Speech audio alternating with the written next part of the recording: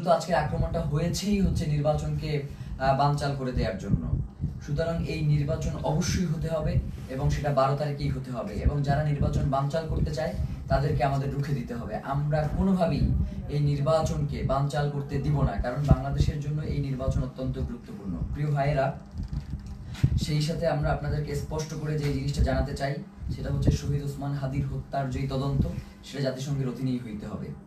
আমাদের এখানে আমরা তাদের সাথে কথা বলেছি, তারা আমাদেরকে আশ্বস্ত করেছিল যে জাতিসংঘের অধীনে এটার তদন্ত হবে, কিন্তু তারা কোনো ধরনের সময়সীমা বেঁধে দেয় নাই। তারা ইতিপূর্বেও আমাদেরকে আশ্বস্ত করেছিল তারা ক্ষমতায় থাকা অবস্থাতেই শহীদ ওসমান হাদির হত্যার বিচার করবে, কিন্তু তারা সেই বিচার করতে পারে নাই। যার কারণে আমরা তাদের শুধুমাত্র কথায় আশ্বস্ত না হয়ে আমরা তাদের কাছে একটা দাবি করেছিলাম যে আপনি কবে নাগাদ এই কাজটুকু বাস্তবায়ন করবেন, এই চিঠিটা ইস্যু করবেন, সেটা আমাদেরকে জানান।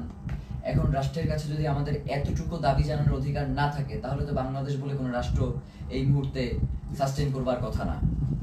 এখন তো এই রাষ্ট্র তাহলে অন্য দেশের প্রক্সি দিচ্ছে এই রাষ্ট্র কোনো না কোনো ভাবে। তো প্রিয় ভাইয়েরা, আপনাদেরকে স্পষ্ট করে বলি, শহীদ ওসমান হাদির হত্যার তদন্ত জাতিসংঘের অধীনেই হইতে হবে, এবং 8 তারিখে অবশ্যই এই অন্তর্বর্তীকালীন সরকারকে জাতিসংঘের কাছে চিঠি প্রেরণ করতে হবে।